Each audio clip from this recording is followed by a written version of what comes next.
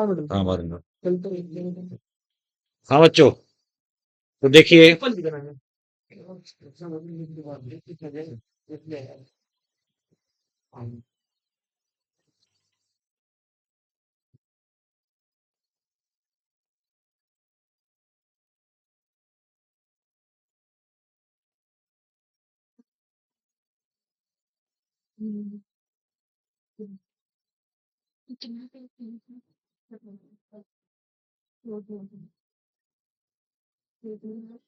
तो देखिए इसमें टॉपिक में हम लोग प्रॉब्लम डिस्कशन भी लेंगे, है ना। सेक्सुअल रिप्रोडक्शन प्लांट से रिलेटेड, ये मान के चलिए कि हमारा टॉपिक है ये इसका प्रॉब्लम्स का। लेकिन उसमें थोड़ा सा आपका जो रह गया है उसको भी कवर कर लेते हैं, ठीक है। तो हम बात कर रहे थे, याद है, एम्ब्रियो का डेवलपमेंट। वह एंडोस्पर्म का डेवलपमेंट तो हो गया था। तो आप देखेंगे जो एम्ब्रियो का डेवलपमेंट है,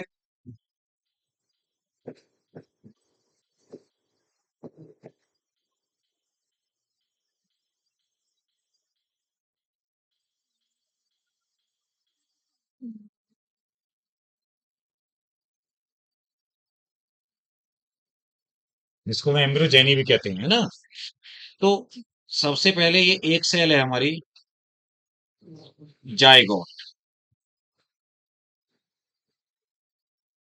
डिप्लॉयड है।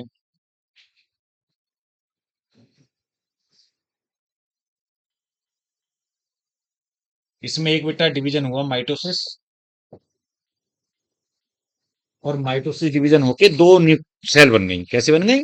दो सेल। ये जो डेवलपमेंट बना हुआ है ना बेटा यहाँ पे, उसी की बात कर रहे हैं हम लोग। तो यहाँ पर ये दो सेल बन गई। एक हम सेल को इसमें नाम दे देते हैं, टू सेल स्टेज में इसमें। एक को हम कह सकते हैं सस्पेंसर सेल,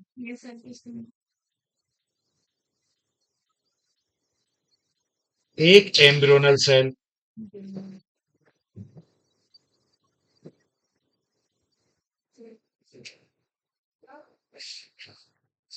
अब पता है, ये जो आगे सेल है सस्पेंसर सेल वाली, ये तो बेटा एक स्टॉक बनाती है, जिसको बोलते हैं हम सस्पेंसर। क्या बनाती है? एक स्टॉक या फिलामेंट, जिसको सस्पेंसर नाम देते हैं। और जो दूसरी वाली सेल है एम्ब्रियोनल सेल, ये एम्ब्रियो बनाती है। ये क्या बनाती है? आगे जो एम्ब्रियो का डेवलपमेंट करेगी वो यही करेगी। तो दोनों में डिवीजन होंगे। दोनों में जो सस्पेंसर सेल है वो पैरेलली डिवाइड करेगी ऐसे। पैरेलली बेटा ट्रांसवर्स डिवीजन करेगी। क्या करेगी? ट्रांसवर्स। और ट्रांसवर्स डिवीजन करके 4 से लेकर के 8 सेल लंबा, 4 to 8 सेल्स लॉन्ग सस्पेंसर बना देगी। और जो नीचे वाली एम्ब्रियोनल सेल है, वो बेटा डिवीजन करेगी, और वो डिवाइड करके लगातार बहुत सारे डिवीजन करेगी। लेकिन पहले वो बेटा वो दो डिवीजन करेगी। जैसे दो तो करेगी ऐसे वर्टिकल डिवीजन। कैसे करेगी? Vertical division. जैसे एक सेल है, उसमें देखना ऐसे डिवीजन हुआ, और उसके वर्टिकल राइट एंगल पे एक और ऐसे डिवीजन हुआ। तो टोटल 4 सेल बन गई। और एक ट्रांसवर्स डिवीजन होगा तो 8 सेल बन जाएंगी। तो ऑक्टेंट बन जाता है। उसको प्रो एम्ब्रियो भी कह देते हैं। देखो मैं बता रहा हूँ।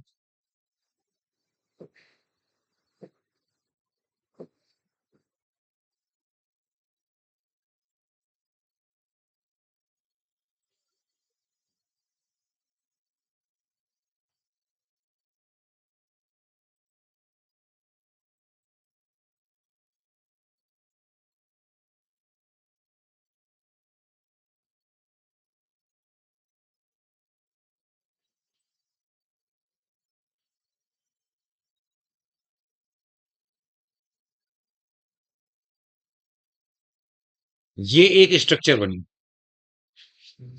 इसमें ये ऑक्टेंट ऑफ सेल्स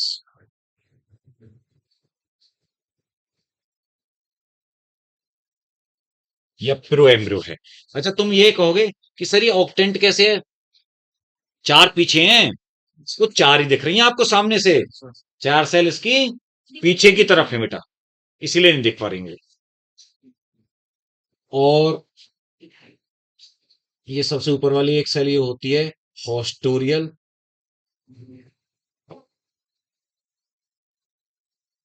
क्योंकि एनसीईआरटी ने कोई लेबलिंग वेबलिंग तो कुछ की नहीं है। और वेसिकुलर सेल,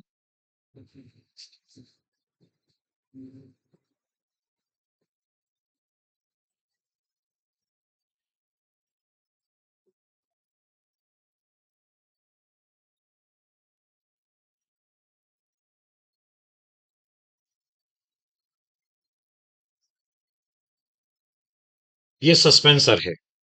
देखो, ये सस्पेंसर है। मैंने बताया बेटा 4 से 8 सेल लंबा सस्पेंसर है, 4 to 8 सेल्स लॉन्ग। एक एक फिलामेंट है, स्टॉक जैसा है। इसका काम है, अभी मैं आगे दिखाऊंगा। वो जो ओव्यूल है ना, ओव्यूल में जो एंडोस्पर्म बनेगा बेटा पहले, तो उसमें इसको एम्ब्रियो को ना अंदर की तरफ पुश करने के लिए, डीपर पार्ट में मैं दिखा दूंगा एक बना के रफली, उसमें डीपर पार्ट में पुश करेगा। और ये वाला पार्ट है जो असली में एम्ब्रियो बनेगा, ये इस वाली सेल से बना है। और ये ऊपर का सस्पेंसर उस वाली सेल से बना है। उसमें केवल ट्रांसवर्स डिवीजन हुए हैं। और इसमें मैंने बताया था आपको कि पहले 2 वर्टिकल डिवीजन हुए सेल में, फिर एक ट्रांसवर्स डिवीजन हुआ। तो टोटल ऑक्टेंट बन गया 8 सेल का। अब ये भी बहुत सारी, अच्छा सुनो, उस सस्पेंसर में भी सबसे जो ऊपर वाली सेल है ना, वो हॉस्टोरियल सेल या वेसिकुलर सेल बोली जाती है। क्या बोली जाती है? हॉस्टोरियल सेल या वेसिकुलर सेल, जो कि एब्जॉर्ब कर सकती है न्यूट्रिशन को। हॉस्टोरियल का मतलब होता है सकिंग करना, जो खुद एब्जॉर्ब करती है न्यूट्रिशन। और एक नीचे वाली हाइपोबेसल सेल होती है इसकी, lowermost cell of the suspensor. यह ब्रैकेट में मैं चाहूं तो लिख देता हूं, तो upper most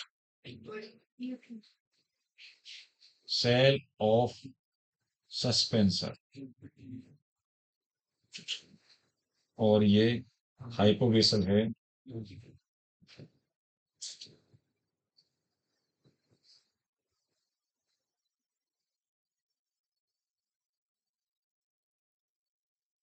lower most cell of the suspensor.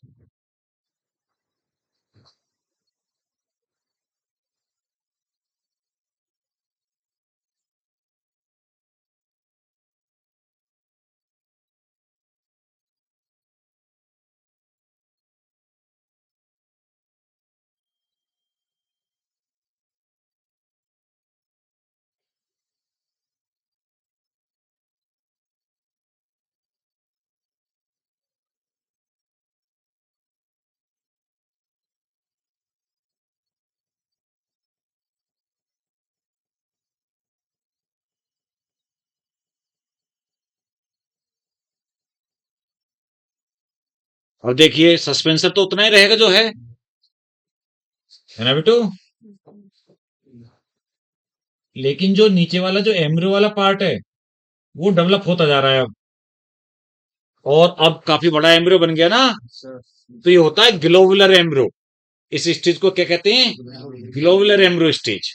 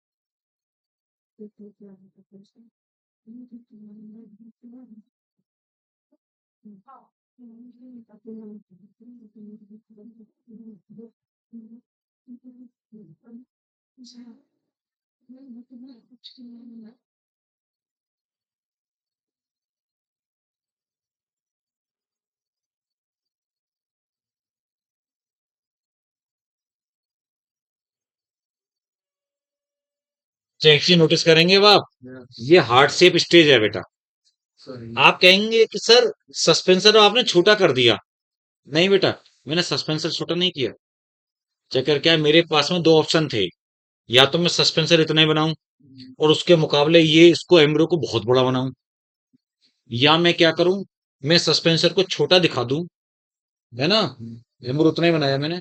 उससे ये मतलब है दिखाने का कि सस्पेंसर जितना है उतना ही रहेगा, छोटा नहीं होगा। लेकिन उसके मुकाबले अभी ये एम्ब्रो का साइज बढ़ता जा रहा है, तो इसलिए सस्पेंसर को छोटा दिखा दिया।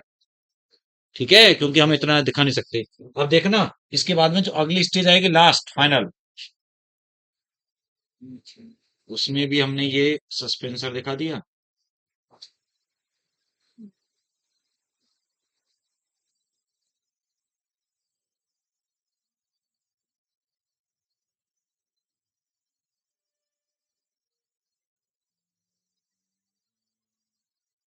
और इधर खिसकाया जाए हमने।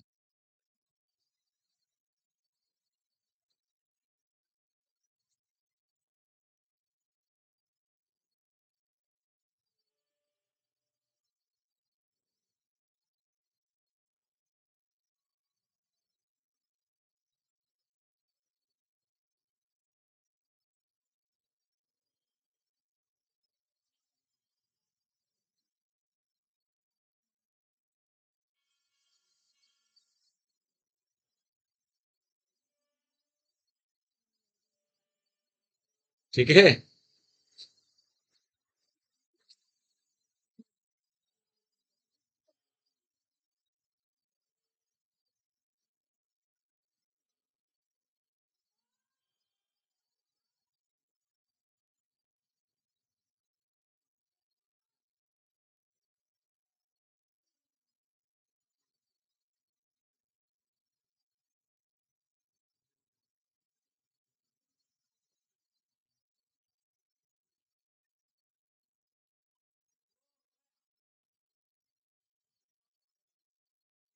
ये एम्ब्रो है प्रॉपर, है ना। जो सीड के अंदर जो एम्ब्रो है वो ये एम्ब्रो है। और बड़े बड़े कोटिलेडन होते हैं। तो देखिए, ये दो कोटिलेडन्स हैं। क्योंकि नॉर्मली आप जानते हैं ज्यादातर प्लांट डाइकोट होते हैं ना, तो ये डाइकोट एम्ब्रो का डेवलपमेंट दिखाया जा रहा है। दो कोटिलेडन्स हैं। और यहाँ पर ये एम्ब्रो एक्सेस है, यहाँ पर ये पार्ट है रेडिकल, जिससे रूट सिस्टम बनेगा। और ये बेटा यहाँ पर टिप पर इधर ये है फिलिम्यूल। क्या है, ऐसे दिखाया जाता है। मतलब ये पता है ऐसे है, ऐसे नहीं है ऐसे। वास्तव में पता है ये कैसे है, ऐसे है ये। देखो गौर से, ये दो कोटिलेडन है। तो ये जो टिप है ना, वो ये वाली है। समझ गए ना आप। ये जो फिलिम्यूल है वो ये वाला पार्ट है। ठीक है बेटा। और इसका ये वाला पार्ट,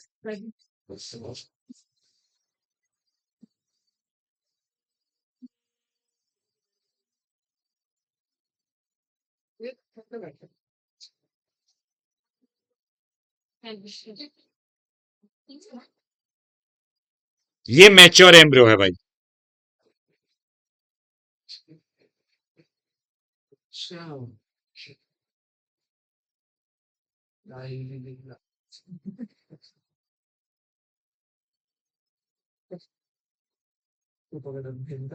समझ गए बात को।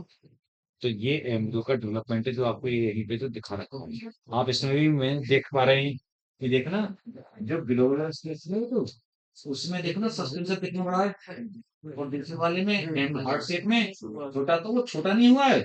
वो एक्चुअली में सस्पेंसर के मुकाबले में एम्ब्रियो बहुत बड़ा हो गया है। अभी डायग्राम इतना बड़ा कहाँ से दिखाते हैं। ऐसे ही अगले वाले में भी बहुत छोटा लग रहा है सस्पेंसर, लेकिन वो उतना ही है, नीचे वाला पार्ट है ना वो बड़ा हो गया एम्ब्रियो। तो ये एम्ब्रियो का डेवलपमेंट है। क्लियर? आप देखिए बेटा, बात आती है, जैसे मैंने आपको सीड के उसके बारे में तो बता ही दिया डेवलपमेंट के। एक पहले वो बात कर लेता हूँ थोड़ा सा, एपोमिक्सिस। कौन सी बातें कर लें? एपोमिक्सिस या फ्रूट व्रूट के, वो तो आप जानते हो। देखो होता क्या है कि जैसे ओवरी से फ्रूट का डेवलपमेंट होता है ना, तो जो फ्रूट का डेवलपमेंट होता है तो फ्रूट में भी आप जानते हैं कि एक होते हैं ट्रू फ्रूट, एक होते हैं फॉल्स फ्रूट। अच्छा, ट्रू फ्रूट का मतलब क्या होता है? ट्रू फ्रूट का मतलब होता है कि जो ओवरी से बना होता है फ्रूट, जो केवल और केवल ओवरी से बना है, वो ट्रू फ्रूट है। और जो फ्रूट बेटा ओवरी के अलावा दूसरे पार्ट से भी डेवलप होता है, उसको हम फॉल्स फ्रूट कहते हैं। ठीक है? जैसे कि फॉल्स फ्रूट की अगर हम बात करें, या स्यूडोकार्प बोलते हैं उनको, हम लोग क्या बोलते हैं? स्यूडोकार्प। तो कोई आपको पता है ऐसे कोई फॉल्स फ्रूट? एनसीईआरटी में भी नाम दे रखे हैं आगे छपे हुए। हाँ, स्ट्रॉबेरी, एप्पल, पियर, स्ट्रॉबेरी, ये फॉल्स फ्रूट हैं, जो कि आपके इधर डायग्राम में है ना, लिखे भी हैं। और पता है एक होता है पार्थेनोकार्पिक फ्रूट। पार्थेनोकार्पिक, वो ऐसे फ्रूट होते हैं जो बिना फर्टिलाइजेशन के बन जाते हैं, सीडलेस होते हैं। कैसे होते हैं?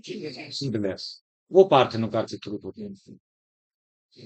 अच्छा, मोनोकॉट की अगर मैं डेवलपमेंट की बात करूं ना बेटा, एमरो की, तो मोनोकॉट का डेवलपमेंट भी लगभग डाइकॉट के डेवलपमेंट की तरह ही होता है। लेकिन अंतर क्या है, वहां पर एक कोटिलेडन होता है। क्या होता है बेटो? एक कोटिलेडन। और आपको याद होगा, वो जो मैंने मेज का सीड, देखिए गौर से देखिए, इसी पेज पर मेज का कॉर्न का बेटा सीड का डायग्राम बना हुआ है, देखो आगे। ये तो एम्ब्रियो छपा है यहाँ पे अंदर वाला, लेकिन मेज का सीड बना हुआ होगा, देखो अगले पेज पे। देख, कॉर्न का मेज का बना तो यही जो सामने तेरे है बीच में। भुट्टे का होता कहाँ बना हुआ है सीड का डायग्राम? ये इधर वाला। हाँ, ये मेज का या भुट्टे का ही तो वही डायग्राम। कॉर्न का उसका लॉन्गिट्यूडनल सेक्शन है वो। क्या है वो उसका? लॉन्गिट्यूडनल सेक्शन है वो। देखो दिखा देता हूँ।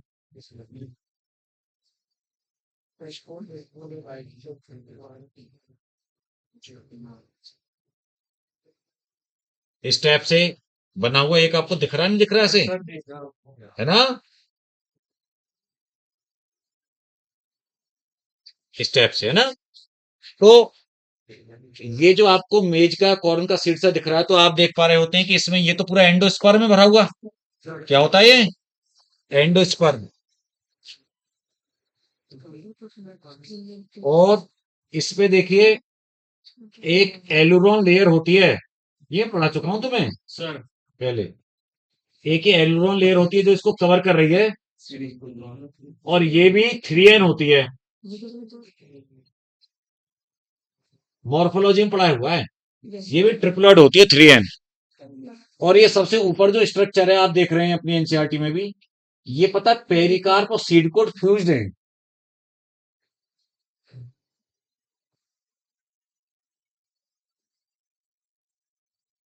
मैं आपको बता दूं, पेरिकार्प सीड कोट फ्यूज रहते थे कैरियोप्सिस फ्रूट में। एक कैरियोप्सिस फ्रूट होता था, उसमें पेरिकार्प और सीड कोट फ्यूज रहते थे। मैंने बताया था ग्रेन जो होते हैं हमारे अनाज, इनमें आप अलग अलग नहीं कर सकते सीड कोट को और फ्रूट बॉल को। और ये बेटा इसके अंदर एंडोस्पर्म के अंदर एक्चुअली में क्या भरा हुआ रहता है? Starchy food. क्या भरा हुआ है?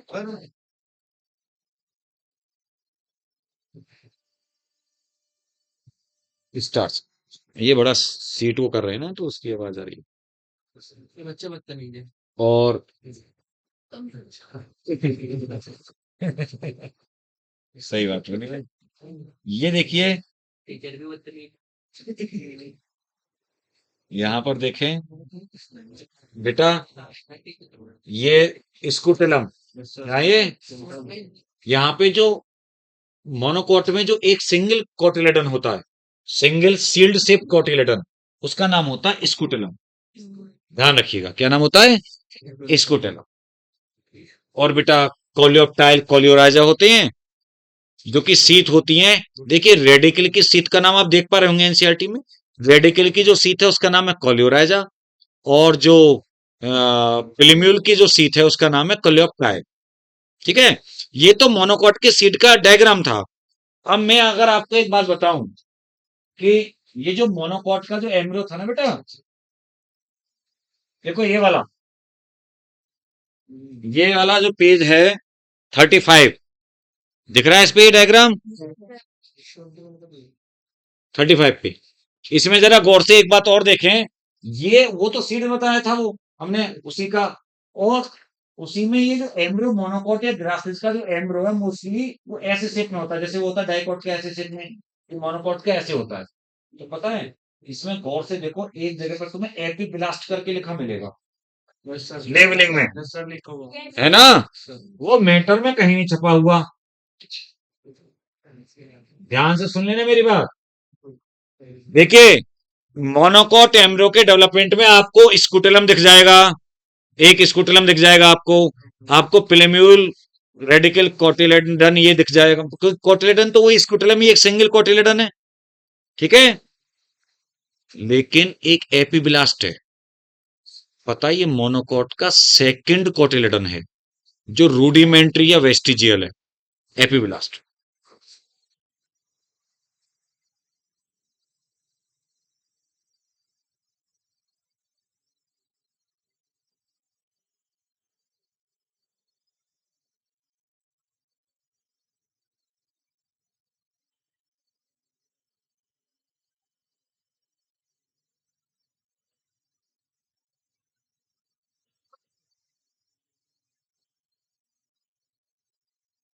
इसका मतलब क्या है? एक देखो बहुत बड़ी बात बता रहा हूं मैं एक, कि क्या समझ में आई तुम्हारी खोपड़िया में एक बार? इससे क्या बात पता चल जाती है? इससे ये बात पता चल जाती है कि मोनोकॉट आर मोर एडवांस और रिसेंट देन डाइकॉट। क्यों? क्योंकि डाइकॉट पहले दुनिया में, इसका मतलब ये पता चल रहा है इससे, क्योंकि देखो डाइकॉट में दो कोटिलेडन है। अच्छा मोनोकॉट में एक कोटिलेडन तो प्रॉपर है ही, जिसका नाम है स्कूटिलम, बहुत फेमस है वो।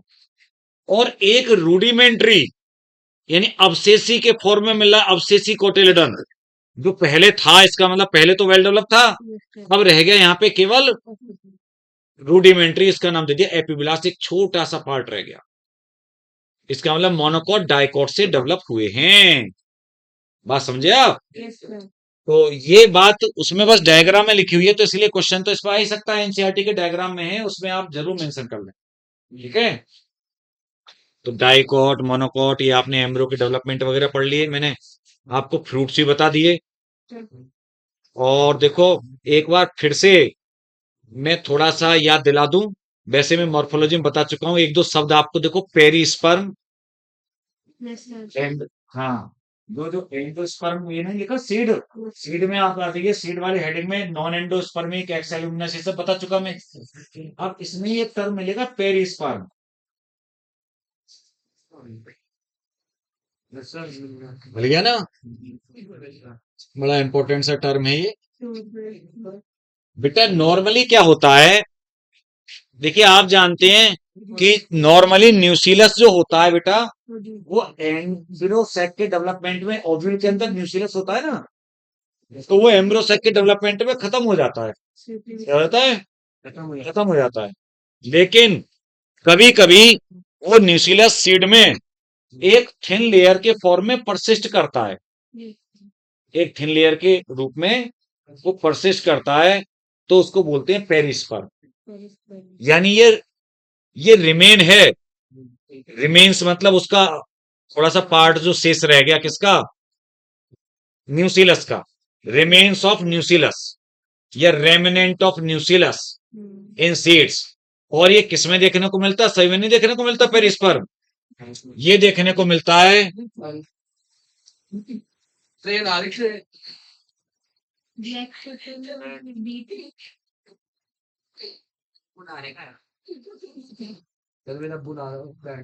ब्लैक पेपर पाइपरनिग्रम, बात नहीं रे। बीट यानी शुगर बीट, और इसके अलावा निम्फिया, निम्फिया वाटर लिली। हाँ।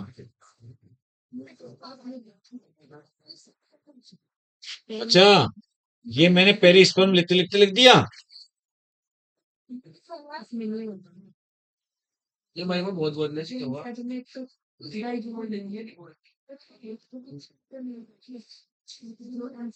अच्छा, ब्लैक पेपर, बीट, निम्फिया और एक कैस्टर।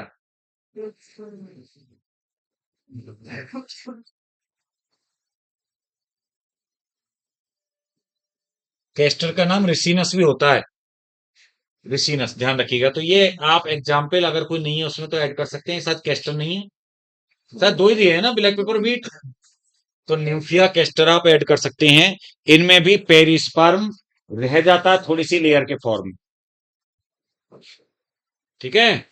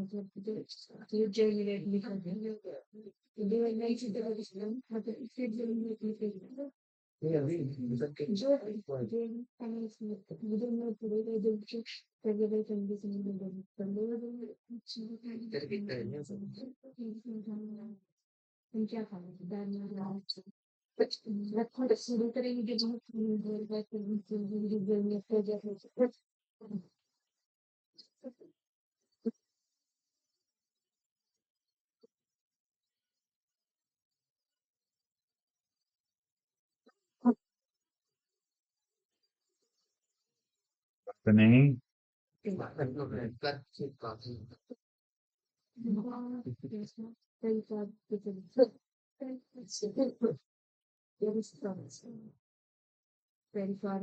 देखो, ये कैस्टर का सीड है बेटा। कैस्टर या अरंडी बोलते हैं इसको हिंदी में। तो इसके जो सीड हैं बेटा, कैस्टर ऑयल भी आता है ना, तो ये दवाइयों में भी काम आता है। तो ये बेटा जो वैसे देखे भी अगर होंगे अगर आपने सीड इसके, पत्ते अलग चीज है वो भी। हाँ, हाँ, उस पर सीड आता है। हाँ, अरंडी के पत्ते भी यूज होते हैं दवाइयों में, इसमें दर्द वर्द में। और ये जो इसके कैस्टर के सीड है ना, हमने हमने उनसे खूब खेला हुआ है वैसे, उन्हें जो बच्चे थे। तो ऐसे बड़े बड़े से होते हैं वो। और मुझे याद है वो चिया चिया कहते थे उनको। हाँ, सीड ना वो। हाँ, वो निकल जाते हैं उसमें, अंदर निकलते हैं वो फ्रूट से के, वो काफी सारे। और ब्लैक कलर के या बेटा डार्क कलर के ना, वो सीड होते हैं ब्राउन कलर के या ब्लैक कलर के।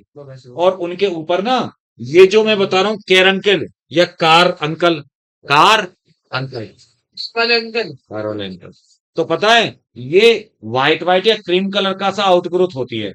और एनसीईआरटी में इसके डायग्राम दिखा देता हूँ तो जो बच्चे जानते नहीं है, देखो, ये अब ऐसे करके देखो, ये जो स्ट्रक्चर है ये कैस्टर का सीड है पहली बात तो।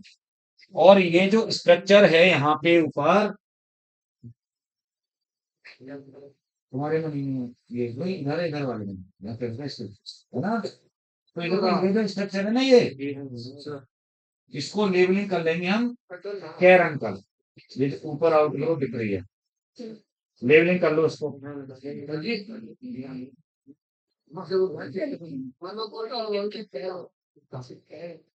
लिख लो उसको कैर अंकल।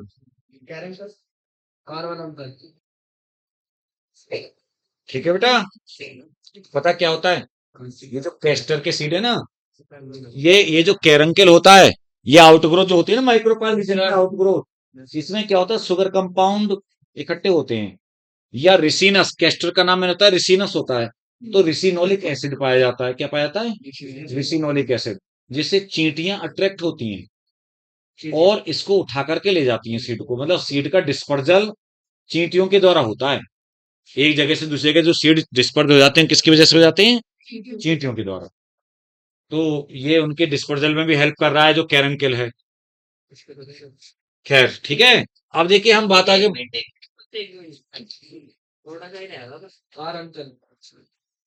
आगे जो हम बात करने जा रहे हैं वो है एपोमिक्सिस की। ठीक है ना, फिर ये बातें इसकी खत्म हो जाएंगी एपोमिक्सिस के बारे में। नहीं वो सब उसी में आ जाएगा बेटा। वो तो अच्छा, ये डोरमेंसी वोरमेंसी बताऊं क्या? ये तो मैं आपको पढ़ाई चुका। और ये भी वैसे तो पता है, ये थे हमने प्लांट ग्रोथ ग्रोथ के बारे में बातें। अच्छा लेकिन हाँ एक बात ये बता देता हूँ, चलो इस सीड के बारे में दो बातें देख लेने जरा एनसीईआरटी में है। देखो, आप जानते हैं कि डोरमेंसी का मतलब होता है रेस्टिंग।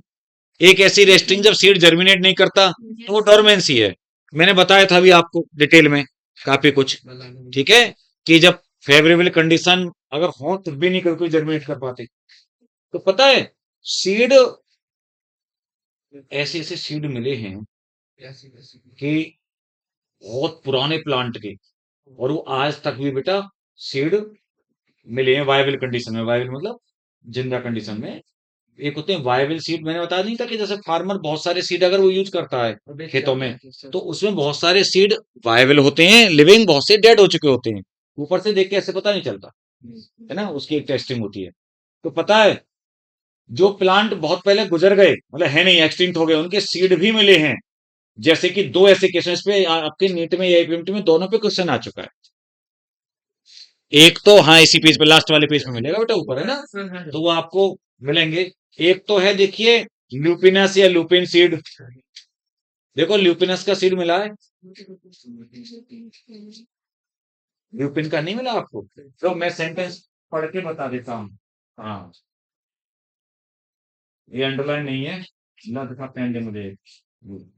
देखो, there are several records of very old yet viable seed, बहुत पुराने लेकिन अभी भी जिंदा।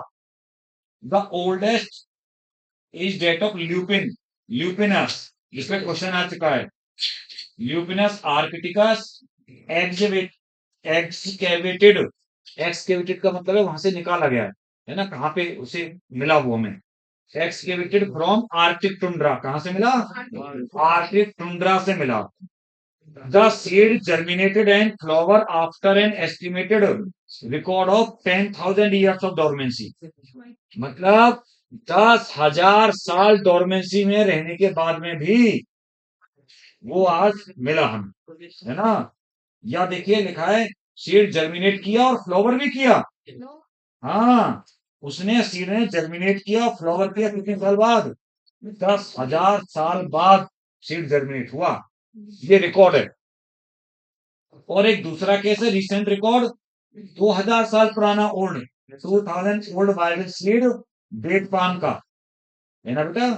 डेट पाम का जो नाम होता है वो होता है फिनिक्स डेक्टाइलिफेरा। क्या नाम होता है? फिनिक्स डेक्टाइलिफेरा। फिनिक्स या फोनिक्स डेक्टाइलिफेरा ये नाम है डेट पाम का बॉटनिकल नेम। वैसे जो कहानियों में चलता है, कहानियों में या स्टोरी में चलता है ना, वो फिनिक्स एक बर्ड भी चलती है, एक फिनिक्स बर्ड। लेकिन वो हाइपोथेटिकल है, इमेजिनरी है, कहानी वाली बात है, जैसे हैरी पॉटर वाली बात है ना, ऐसे। वैसे फिनिक्स क्या है? एक डेट पाम का नाम है, फिनिक्स डेक्टाइलिफेरा। ठीक है, तो इसके 2000 साल पुराने डोरमेंसी, 2000 साल डोरमेंसी के बाद में भी इसके सीड मिले। और कहां से? ये किंग हेराल्ड पैलेस, है ना। हाँ, डेड सी के पास में। डेड सी पता है कहां पर है? डेड सी इजराइल में। कहां पर है? इजराइल, डेड सी।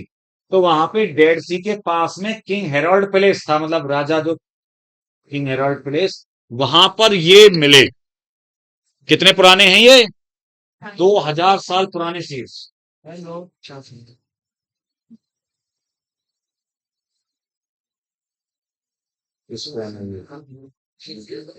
रबिया आटा सिंह।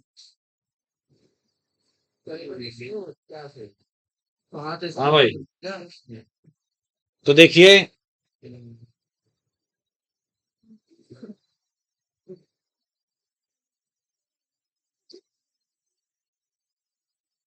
हाँ तो बेटा रे, ये बातें क्लियर हो गई। अगर सबसे पुराने सीड की बात आएगी जो डोरमेंसी के बाद में मिला हमें, तो वो है 10,000 साल पुरानी डोरमेंसी वाला ल्यूपिनस। सबसे बड़ी डोरमेंसी पीरियड देखा गया। और अगर 2,000 साल वाला आए उसके बाद वाला, तो वो है डेट पाम। ठीक है। एक डेट पाम की जो कोई वेराइटी या स्पीसीज रही होगी। आप सुनिए मेरी बात। नहीं बेटा, अभी नहीं हुआ। लेट से बात होगी, सुनो। एपोमिक्सिस। ध्यान से सुनना मेरी बात। सुनो बच्चों। वैसे नॉर्मली जब एपोमिक्सिस को लोग बाग पढ़ते हैं ना कहीं जगह जगह, तो पता है उसमें क्या लिखा रहता है? उसमें लिखा रहता है कि development of seed without fertilisation and meiosis. Without meiosis and वो गलत है। म्यूसिस हो भी सकती है, बताता हूं। तो इसका सही जो टर्म है वो है प्रोडक्शन ऑफ एम्ब्रियो या सीड्स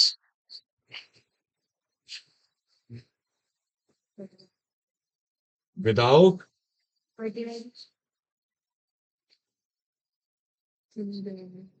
सिनगेमी या फर्टिलाइजेशन।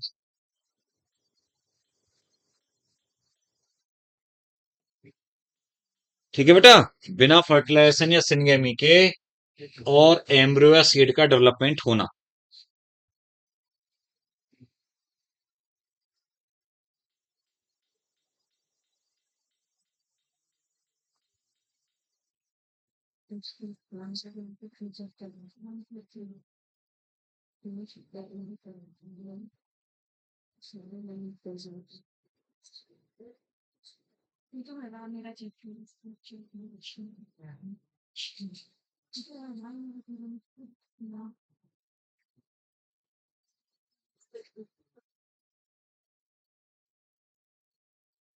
एस्ट्रेसी याद है? कंपोज, वो जो सनफ्लावर वाली फैमिली है ना बेटा?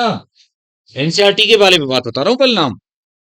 मेंबर ऑफ एस्ट्रेसिया कंपोजिटी में नॉर्मली देखने को मिलता है, ग्रासेस में देखने को मिल जाता है ना? Mango, citrus. सिट्रस मतलब बेटा है ना, जो कि लेमन ऑरेंज वगैरह हो सकते हैं।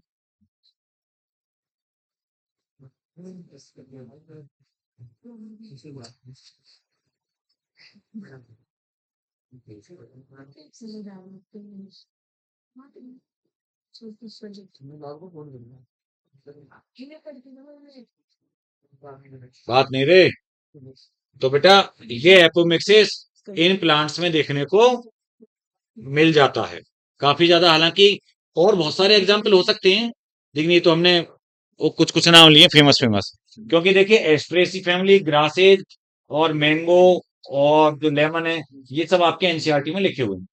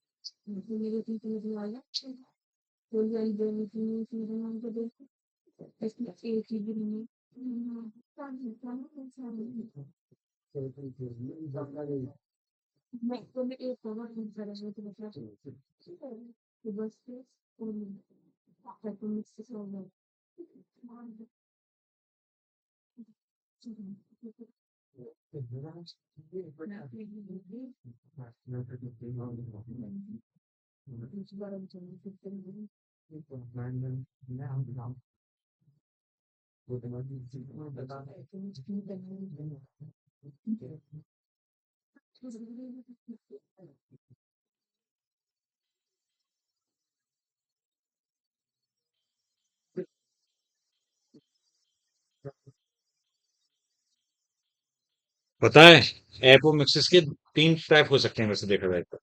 एक non recurrent. Non recurrent apomixis में क्या होता है कि रोहन, नॉन रिकरेंट एपोमिक्सिस में क्या होता है बेटा कि एम्ब्रोसेक तो बनता है प्रॉपर, जैसे नॉर्मल बनता था ना एम्ब्रोसेक, ऐसे ही बनता है। इसका मतलब यह है कि मियोसिस होती है। मियोसिस होती है। अच्छा, एम्ब्रोसेक भी बनता है। अब एम्ब्रोसैक की और वो हैप्लॉइड एम्ब्रोसैक बनेगा, आपको पता है, क्योंकि मेगा स्पोर बनेगा मियोसिस होके, उससे एम्ब्रोसैक बनेगा। अब उस एम्ब्रोसैक की किसी भी सेल से बिना फ्यूजन के या सिंगेमी के एम्ब्रो बन जाओ, तो जो एम्ब्रो बनेगा वो एम्ब्रो कैसा बनेगा? हैप्लॉइड। कैसा बनेगा?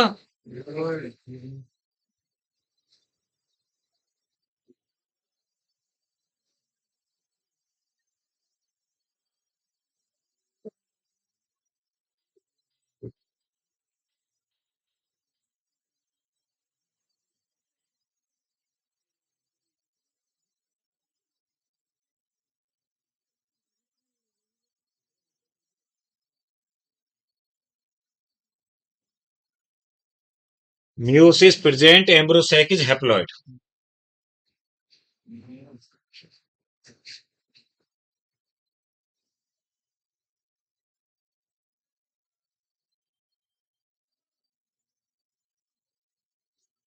Haploid embryo from any cell of embryo sac. Any cell of embryo sac या तो एंटीपोडल से बन जाए, देखो ध्यान सुनना, एम्ब्रोसैक का एंटीपोडल सेल है, उससे डायरेक्ट एम्ब्रो बन गया। मतलब एक एम्ब्रो तो बनना है एग से जो नॉर्मली बनता है जायगोट से, एक डायरेक्टली एंटीपोडल से, एक सिनेड्रेट से बन गया। मतलब डायरेक्ट ऐसे सेल से एम्ब्रो बन जाए जब एम्ब्रोसैक की किसी भी सेल से, और कैसा बनेगा एम्ब्रो? हैप्लॉइड, यानी स्टेराइल होगा। कैसा होगा? अगर हैप्लॉइड होता तो स्टेराइल होता है बेटा। अच्छा, रिकरेंट एपोमिक्सिस जो होती है, पता है रिकरेंट एपोमिक्सिस में क्या होता है बेटा? रिकरेंट एपोमिक्सिस में म्यूसिस एब्सेंट होती है। ये ध्यान सुनना, मेगास्पोर मदर सेल होती थी, उसमें म्यूसिस नहीं हुई। अब म्यूसिस उस मेगास्पोर मदर सेल से डायरेक्ट एम्ब्रोसैक बन गया। क्या बन गया? डायरेक्ट एम्ब्रोसैक।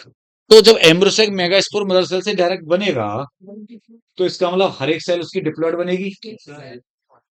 पूरा का पूरा एम्ब्रोसैक डिप्लॉयड बनेगा ना, 2n, क्योंकि म्यूसिस नहीं हुई।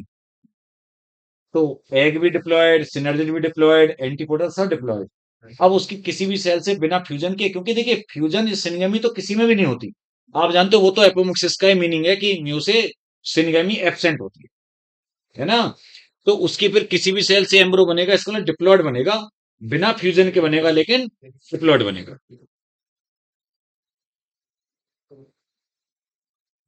नो सिनगेमी तो सभी में है, सभी टाइप में। अब मैं यहां पे लिख रहा हूं मियोसिस एब्सेंट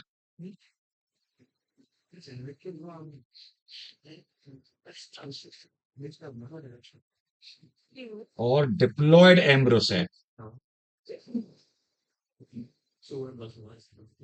कैसा बनेगा?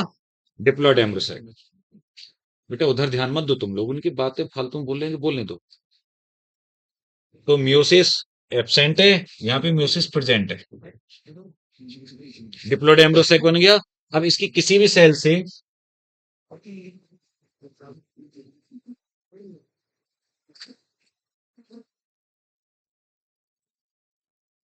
बनेगा embryo from any cell of diploid embryo sac. देख लो कितने तरीके का हो सकता है पेपोमिक्सिस, कि सिनर्जिड से बन जाता है एम्ब्रियो, एंटीपोडल से बन जाता है, गोला न्यूक्लियस से बन जाता है, किसी से बन जाएगा, एग से तो जो बनता था नॉर्मली वो तो। और वो हैप्लॉइड से भी बन सकती है, उन हैप्लॉइड से भी, और डिप्लॉइड से बन सकता है। अच्छा एक और चीज है, बताऊंगा चलो अभी, एक बीच में अलग एक टर्म, पार्थेनोजेनेसिस। जब पता है, जब फीमेल गैमेट या एग सेल से, हैप्लॉइड एग सेल से बिना फ्यूजन के बनता है, तो वो पार्थेनोजेनेसिस हो जाती है, जो एनिमल्स में भी देखने को मिल जाती है। ठीक है। और एडवेंटिव एम्ब्रियोनी, ये सबसे अलग केस। एडवेंटिव एम्ब्रियोनी बेटा, यहां पर एम्ब्रोसेक ही नहीं बनता, एम्ब्रोसेक नहीं बनता, बनता ही नहीं है। सीधे ओव्यूल की किसी भी सेल से, ओव्यूल की जो, जैसे सॉरी, ओव्यूल में न्यूक्लियस या इंटेगुमेंट सेल है ना, इंटेगुमेंट तक जो बाहर कवरिंग है, या न्यूक्लियस उसकी सेल से डायरेक्ट, डायरेक्ट क्या बन जाएगा? एम्ब्रो। एम्ब्रोसैक नहीं बनेगा, नहीं एम्ब्रोसैक, सीधे एम्ब्रो।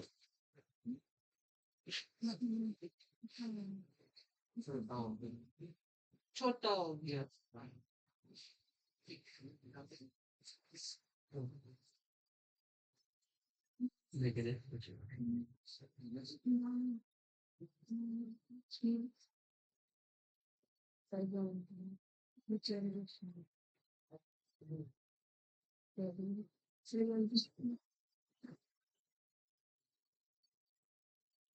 म्योसिस भी एब्सेंट और एम्ब्रोसैक भी एब्सेंट।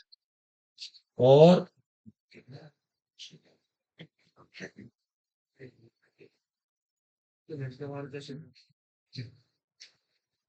डिप्लॉयड एम्ब्रो।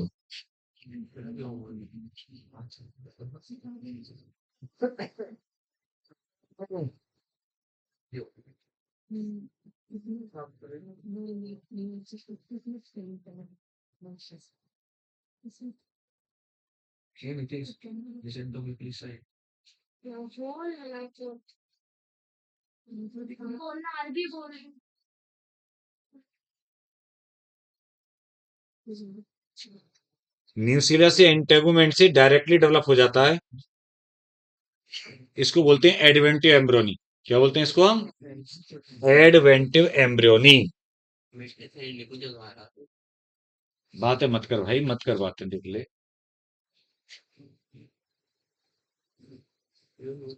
वो सही बोल रहे थे आरिफ, जो कह रहे थे ना कि मतलब ये कुछ तो ऐसे हैं कि जो डॉक्टर बन गए थे। बोले बोले डॉक्टर नहीं, वो कंपाउंडर भी नहीं, कंपाउंडर बन गए, कंपाउंडर। तो ये बात सही थी। हाँ हाँ, सही कह रहा हूँ मैं, आप सही कह रहे थे कहने कि ये बहुत बड़े डॉक्टर बन गए। हाँ, इतना शांत नहीं रह सकते 2 मिनट को भी। हाँ, चलिए तो बेटा देखिए, हमारे हाथ में मैंने तो थोड़ा बहुत काम तो सीख लिया, कैंटीन में छोड़ दे। ऐसे ही कहते रह जाएंगे ये देखना। अजय डिग्री रह रही वैसे, मैंने काम तो पूरा सीखे हुए, मतलब वो भी कहाँ टांग के लगाने, टांग के तो वही लगा जहाँ पे क्या तो लगाना है, प्रैक्टिस मैंने करवा दी, माथे में लगवा दो। तो अपने मुंह पे लगा लेता, अपने मुंह पे लगा। और ये अपने है ना पीछे जो साके बैठा है, इसके मुंह पे, इसके मुंह पे टांके लगा। हाँ भाई, तो बेटा बात क्लियर हो गई ना ये? तो ये एपोमिक्सिस के तीनों टाइप आप समझे। देखिए दोबारा से मैं एक बात बोल रहा हूँ, देखो यहाँ पे फर्टिलाइजेशन या सिनगेमी किसी में नहीं होता, ये एपोमिक्सिस का ये तो रूल है। अब एक टाइप ऐसा है, मैं आपको ये बताना चाह रहा हूं बार बार, कि एक टाइप ऐसा है जिसमें मियोसिस होती है, हैप्लॉइड सेल बनती है एम्ब्रोसैक की, और उससे हैप्लॉइड ही एम्ब्रियो बनेगा, वो नॉन रिकरेंट एपोमिक्सिस है। और एक दो टाइप ऐसे हैं, रिकरेंट और एडवेंटिव, जिनमें मियोसिस नहीं होती। लेकिन जो रिकरेंट एपोमिक्सिस है उसमें एम्ब्रोसैक तो बनता है कम से कम, लेकिन एडवेंटिव एम्ब्रियोनी में तो एम्ब्रोसैक भी नहीं बनता। सीधे इंटेगुमेंट की या न्यूक्लियस की किसी भी सेल से क्या बन जाता है? एम्ब्रियो बन जाता है। और ये सबसे ज्यादा देखने को मिलता है मैंगो लेमन में, एनसीईआरटी ने बता रखा है, पॉली एम्ब्रियोनी कहते हैं। देखिए जब एक से ज्यादा एम्ब्रियो बनता है ना बेटा, एक ओव्यूल के अंदर या एक सीड के अंदर, तो उसको बोलते हैं पॉली एम्ब्रियोनी। क्या कहते हैं उसको? Poly embryony. और एक बात और बता दूं मैं आपको,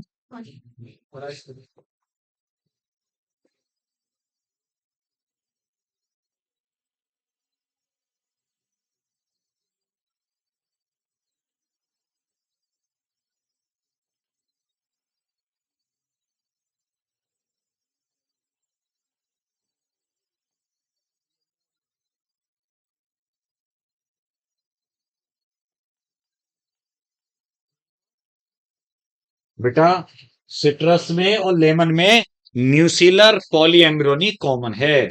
इसका मतलब यह है कि न्यूसिलस की सेल से यहां पर एम्ब्रियो बनने हैं बहुत सारे। ये क्वेश्चन आ चुका है, न्यूसिलस की सेल से बनने। और जब कभी आप देखते हैं किसी डिप्लॉयड सेल से एम्ब्रियो बनते हैं ना बेटा, बिना फर्टिलाइजेशन के, उनको एपोमिक्टिक डिप्लॉयड बोल दिया जाता है।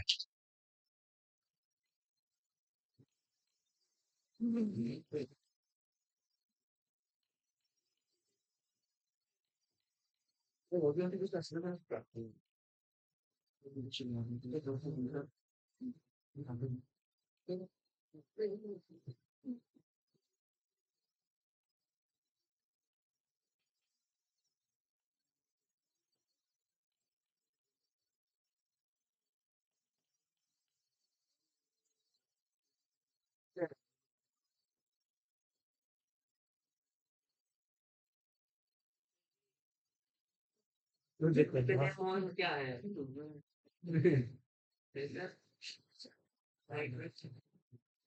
बल्ले बल्ले वो लेमन वाली।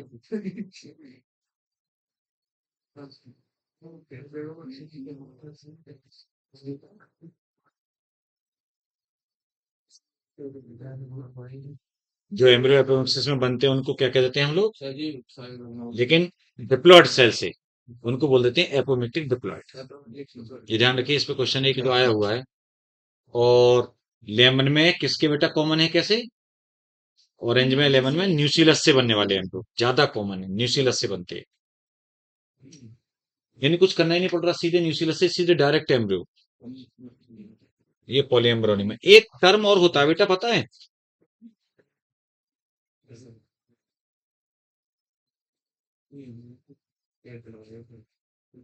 पार्थेनोजेनेसिस, पार्थेनोकार्पी और एपोमिक्सिस।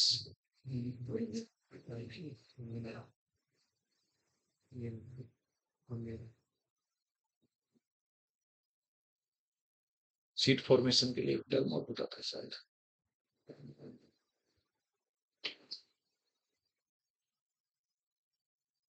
चलो, तो देखो,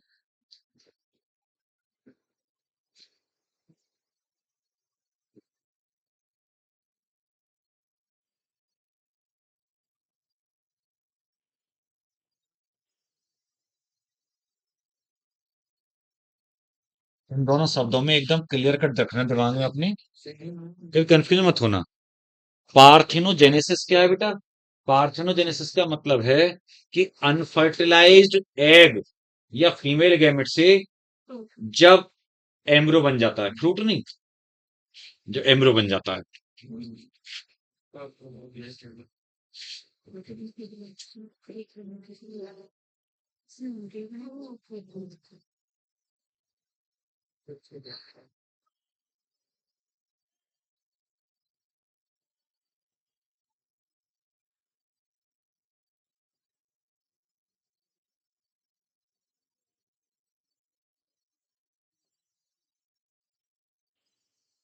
मेल गैमेट या एग, ठीक है बेटा, उससे अगर एम्ब्रो बन जाए तो हम उसको बोलते हैं। और पार्थेनोकार्पी होता है,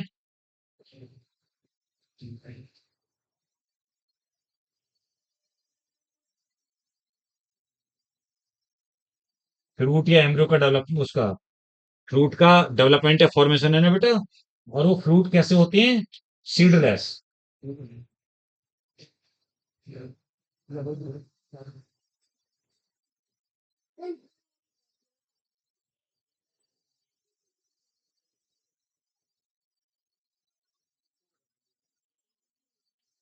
ओवरी से बेटा फ्रूट का फॉर्मेशन होता है, जो कि आप जानती हैं, और फ्रूट तो हमेशा ओवरी से ही बनेगा, लेकिन कैसे बनता है? Without fertilisation. तो उसको पार्थेनोकार्पी बोलते हैं। और आप जानते हैं, बनाना जो होता है वो नेचुरली पार्थेनोकार्पिक फ्रूट होता है ना? बनाना नेचुरली पार्थेनोकार्पिक फ्रूट होता है। क्लियर है? तो ये बातें हो गई। अब मैं तुम्हें दो तीन क्वेश्चन से ऐसे काम के बताता हूँ रिलेटेड, और फिर टाइम भी बोलेगा। ठीक है, हटा दूं ये? सिग्नेचर सीट को पकड़ बैठे हैं। जल्दी साइन कर लो भाई, जिस चीज के रह गए जल्दी करो साइन। आगे पीछे का पूरे आज ही देखेगा। नहीं, मैं और कुछ देख रहा था। हाँ, तो और कुछ ही देखता रहता है। हाँ। हाँ, महिमा का देख रहा तो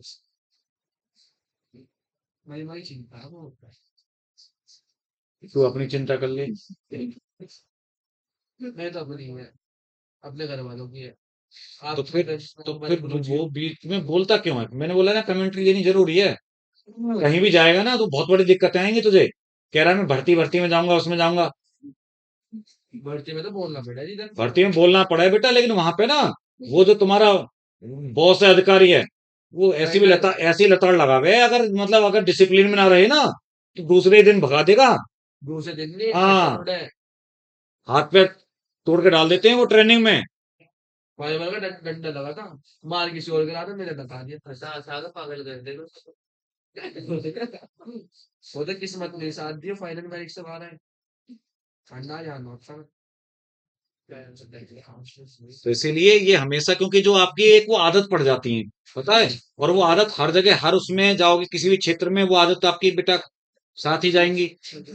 और अरे वो हमेशा साथ जाएंगी। जा रहे होंगे अपने बीवी बच्चों के पास में साथ में, तब भी दूसरों पे कमेंट मारेंगे, फिर पिटेंगे वहां। वहां पे भरे उसमें ये ऐसे लोग, और क्या।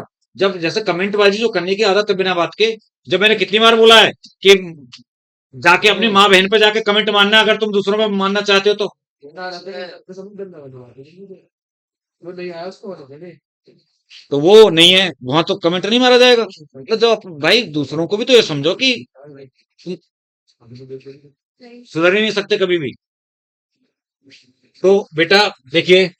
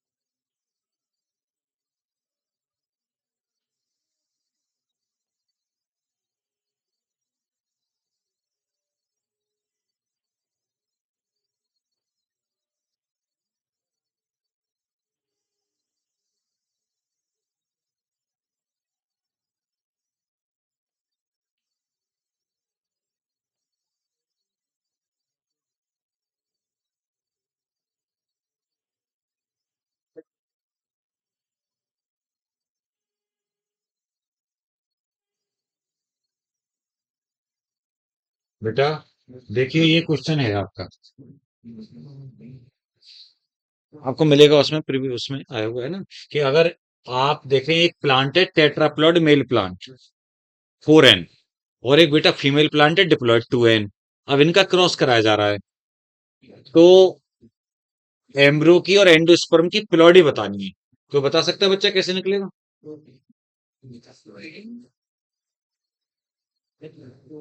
एम्ब्रो और जो एंडोस्पर्म होगा वो कैसा कैसा होगा, बताओ जल्दी से।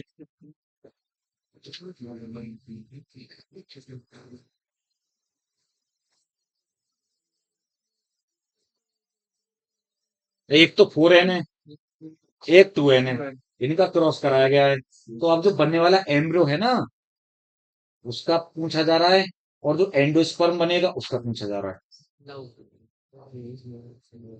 देखो, ये 4N है, 4N ये मेल है, और ये 2N कौन है? फीमेल है। ठीक है बेटा। तो इनके जब गैमेट्स बनेंगे ना, मियोसिस होगी, क्या होगी? मियोसिस। तो मियोसिस होके जो इसके गैमेट्स बनेंगे वो 2N बनेंगे, यानी जो मेल गैमेट होगा वो 2N होगा, है ना। डिप्लॉइड बनेगा। और यहाँ पर जो एग वगैरह बनेगी वो कैसा बनेगा? हैप्लॉइड, है ना। एग एंड पोलर न्यूक्लियाई जो होंगे वो कैसे होंगे बेटू? हैप्लॉइड होंगे, जैसा कि नॉर्मल होते हैं, मतलब नॉर्मल। क्योंकि आप समझ गए वो एम्ब्रोसा कैसा बनेगा। अब क्या होगा कि इनका जो एम्ब्रियो बनेगा, एक मेल गैमेट और एक एक्सेल फ्यूज करके 3N, ये बोल भी रहा था कुछ ऐसा है ना, 3n एम्ब्रियो बनेगा।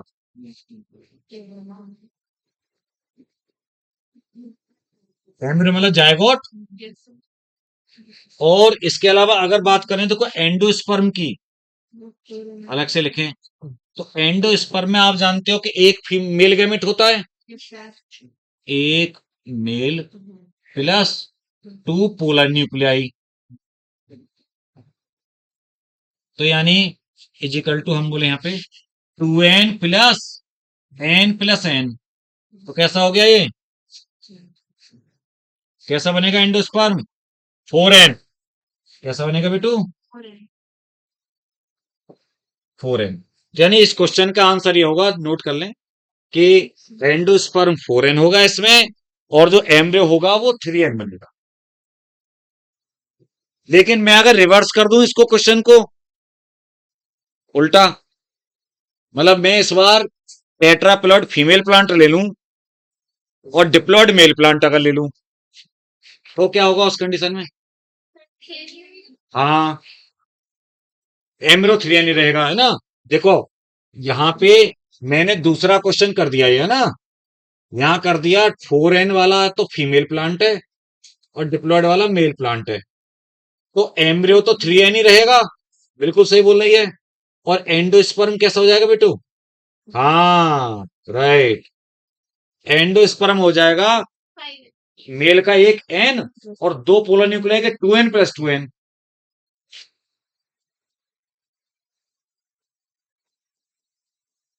तो ये हो जाएगा 5n। क्लियर, ये दो एस्पेक्ट हैं इस क्वेश्चन के, दो तरीके से आ जाता है, तो ये दिमाग में रखिएगा। ठीक है बेटा, इतना ही रहने देते हैं अभी।